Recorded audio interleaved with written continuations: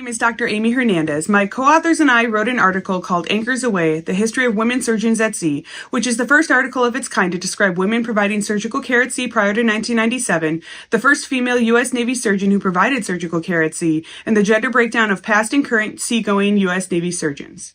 Since the Battle of Troy to the present, the great maritime powers routinely employed surgeons to provide medical and surgical services at sea. The first women surgeons in Great Britain, the United States, and Russia are shown here, with the origins of women in surgery rooted in operational military service.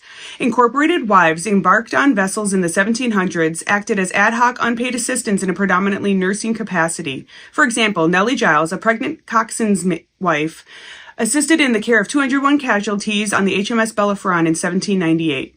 In the 1800s, captains' wives without any formal medical education provided medical care directly to the crew of merchant ships. In 1880, Mary Stickney cared for injuries on the Cicero and documented patient care in her diary as seen here, all with a parrot on her shoulder.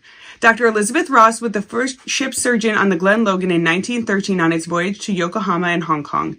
Dr. A. Nancy Miller served on the merchant ship Britannia when it was fatally shelled en route to Karachi in 1941.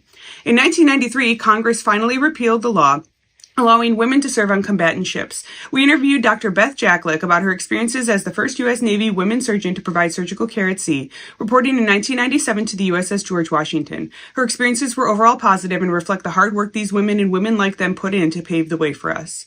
From 2006 to 2020, 20 to 30% of maritime surgical billets have been filled by women, and during fiscal year 2022, 50% of them were women.